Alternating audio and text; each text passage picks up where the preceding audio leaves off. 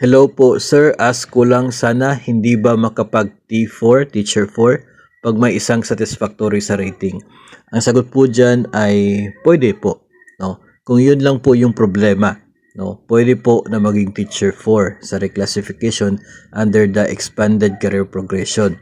Yun po ay nilalaman ng DepEd Order number 34 Series of 2025 kung saan po ay pinapayagan kahit meron kang isang satisfactory o kahit tatlong satisfactory o kaya ay tatlong satisfactory, pinapayagan po yun. Yun po yung purpose ng teacher's commitment form. So kumbaga dahil kulang ka or mayroon kang supposedly, di ba, kapag pupunta ka sa kabilang itong career stage from nasa teacher 1 ka, pag teacher 1 to teacher 3, okay lang, walang problema yon.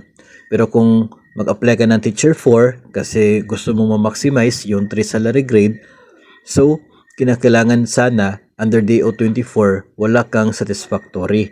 Ngayon, kung meron kang isa, dalawa, tatlo na satisfactory, sa DO34 ay pinapayagan na siya. Gagawa ka lang ng teacher's commitment form. So para bang nagkaroon ka ng commitment to your school head, no, para ka nag-promise to your school head na itong mga satisfactory mo ay pagbubutihin mo na sa current school year ay magiging at least very satisfactory na sila.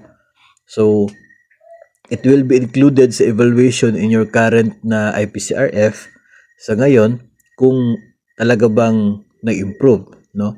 Yun pong mga satisfactory na yon. So pinapayagan na talaga siya. Yung first po ng ECP under DO24, hindi siya allowed. Pero under DO34, later on, ay pinayagan na po. No? So, teacher's commitment form lang ang katapat po niyan. So, pipirma ka doon, nakasulat doon kung ano mga indicators yun, yung hindi mo na-comply. No? In this case, supposedly dapat VS, no, lahat. VS pataas. So may satisfactory ka, so dapat naka-identify kung anong indicators 'yon, anong school year at anong rating mo, no? Anong satisfactory nga.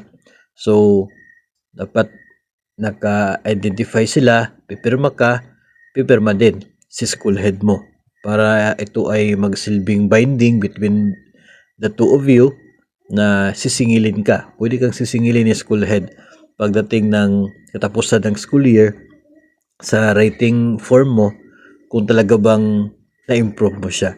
So, allowed na po. Yun lang man po, no?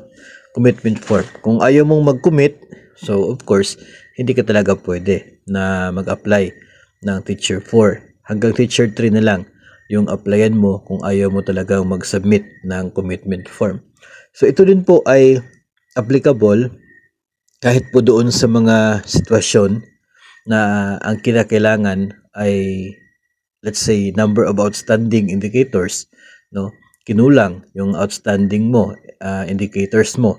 Tapos may mga VS ka na sobra, no? So pwede kang mamili sa mga VS na gusto mong i-commit na maging outstanding. Nang sa ganun ay pwede kang papayagan for the reclassification. Teacher's commitment form pa rin. Provided din po na qualified ka pagdating sa QS na nasabing posisyon. Of course, yun po ay non-negotiable. Dapat yung qualification standards, achieve mo talaga siya in the very first place bago pa yung mga evaluation sa number of VS and outstanding doon po sa mga indicators. So, yun po ang tinitingnan. Una-una, yung QS. So, dapat qualified ka muna doon. At dapat dito lang talaga sa portion na ito yung problema mo para masettle siya ng commitment form. So, again, if you are T3, T1, Teacher 1, planning for Teacher 4, tapos may isang satisfactory, walang problema po. Pwede po mag-apply. Gawa lamang po ng Teacher's Commitment Form. May kopya po niyan available po sa DO34 Series of 2025.